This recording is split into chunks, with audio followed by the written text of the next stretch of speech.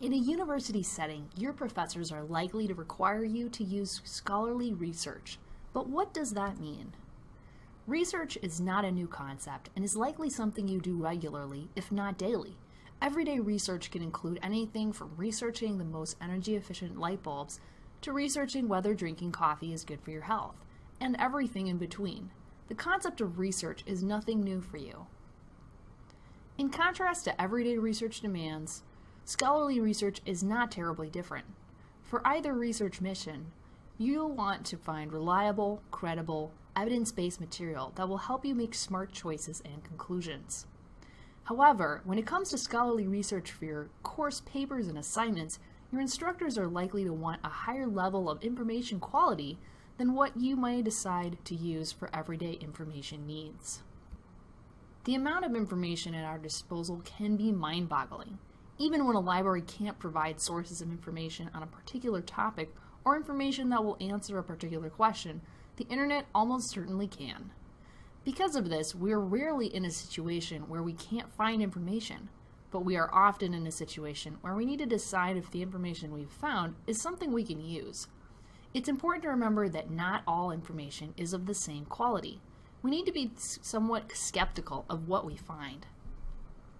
One method of evaluating our information is to use the acronym SEE, which stands for Source, Evidence, and Expression. Each of these areas reminds us to ask a series of questions to help establish whether the information we're reviewing meets our needs. When deciding whether to use a source of information, the authority of the author is significant because it helps contextualize whether what we're saying adds value to the discussion. These questions can help you make that decision. Ask yourself, is the source authoritative? What's the publication's purpose? Who's their audience? Do they have a vested interest or ulterior motive? What do others say about them? What's their expertise, occupation, or proximity to the evidence? Reviewing evidence is an important part of the evaluation process because the information an argument is founded on can validate or debunk the argument. Questions you should be thinking about when it comes to evaluation of evidence include, is their evidence accurate? Find it. Go find the evidence. And then see if that source is authoritative. What do others say about it? Checking in multiple sources to see if it's discussed elsewhere is a great way to check the story. When was it created? Does the date meet your needs?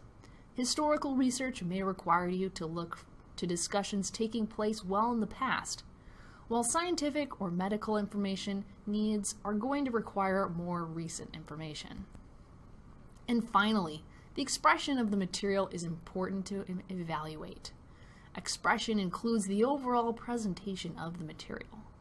Things to look for here would include, is their expression intelligent? Does their evidence support their claim? Is their argument balanced, complete, or fair?